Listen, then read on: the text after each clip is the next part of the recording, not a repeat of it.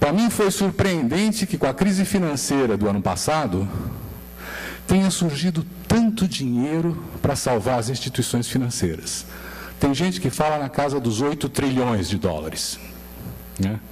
E tem estudos que dizem que com 200 bilhões de dólares você tira esse 1 bilhão e 300 mil pessoas da faixa da pobreza de $1 por dia. Então vocês vejam as proporções e vejam as lógicas.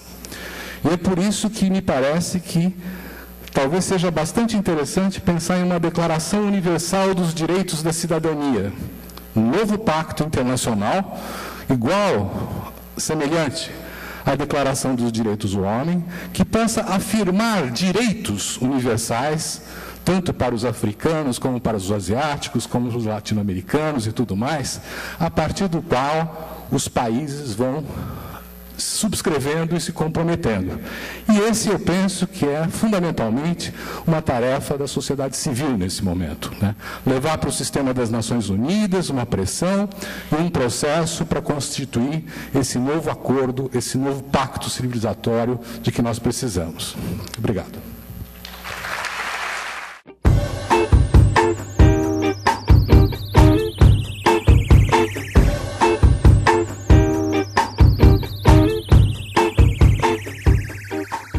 Oriundo desse movimento social, desses anos de luta contra o chumbo que se atravessava nas nossas gargantas aí no passado histórico, a gente aprendeu algumas coisas fundamentais.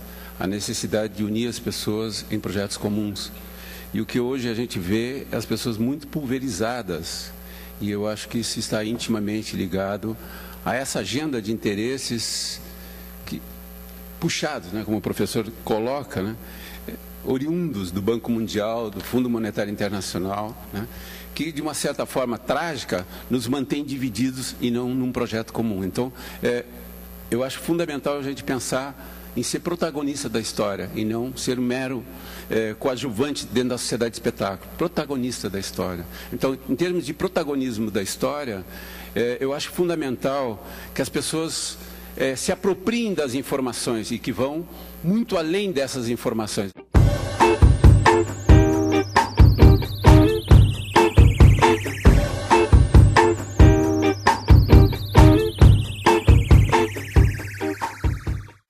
Mas este continente é um continente que teve uma década auspiciosa, temos que dizer.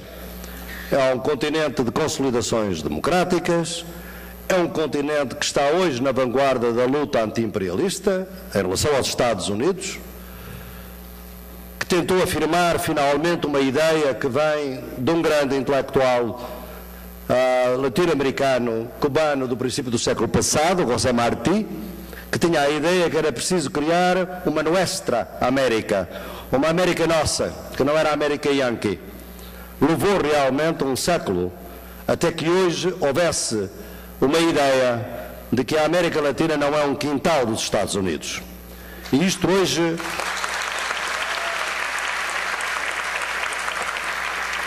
felizmente é muito partilhado por governos progressistas deste continente, com exceção, naturalmente, da Colômbia, que pode vir a ser o Israel da América Latina,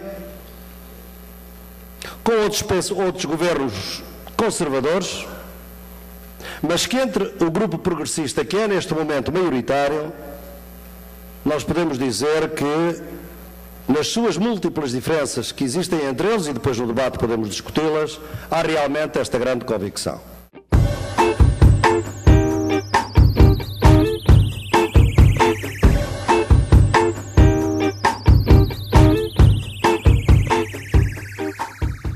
E eu sempre tenho dito que nós estamos diante, não é, daquele grande esforço que a humanidade precisa fazer, que é o da inflexão civilizatória. Que rumo nós vamos tomar, não é, daqui para frente, o quanto raça humana? O professor Cristóvão Buarque diz que nós corremos o risco, inclusive, de bifurcar, né, com os cidadãos de primeira classe e os cidadãos de segunda classe, e que a gente poderia correr o risco de perder a perspectiva de nos percebermos como seres humanos diante da exclusão radical que se coloca para alguns humanos. E se pensarmos o que acontece na África, e isso, enfim, já acontece de uma forma muito dramática, não é? O poeta, economista Sebastião Salgado e artista, ele diz que existe uma parte da humanidade, que cerca de 20% da humanidade está criando uma fuga para o futuro, deixando 80% da humanidade para trás. E nesse caso eu não sei quem fica para trás e quem está criando a fuga, porque qualquer movimento que se faça que não assegure a perspectiva de caminharmos juntos, nos identificando, né, como seres humanos, portadores de direitos, e direitos que têm a ver com o lugar do exercício da liberdade, da democracia,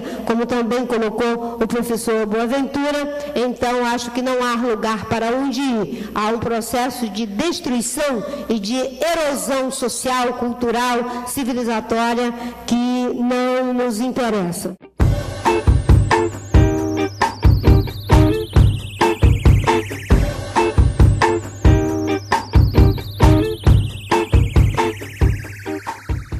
Embora a gente tente superar aqui esses condicionamentos e limitações colocados pelo modelo da sociedade liberal, que divide as sociedades em centrais e periféricas, que divide a sociedade entre norte e sul, que divide a sociedade entre aqueles que detêm o conhecimento e aqueles que detêm a tradição, né? Que divide a sociedade nesses ecos diversos, né, que dicotomizam a razão humana de existir entre aqueles que têm acesso aos recursos e aqueles que não têm, de forma que quando a gente fala da sustentabilidade das relações de acesso aos recursos naturais para as próximas gerações, a gente está falando sem saber da manutenção das desigualdades no acesso a esses recursos para a próxima geração. Que a próxima geração tenha acesso aos recursos que nós temos. Mas nós não temos de forma igual. Então as próximas gerações vão continuar não tendo de forma igual. Isso não é sustentabilidade, né? É necessário pensar, e aí talvez muito da ausência desses modelos de orientação internacional, muito da ausência dessa nova reorientação das perspectivas de cidadania a partir dos contextos da América Latina, segundo a minha forma de pensar, né?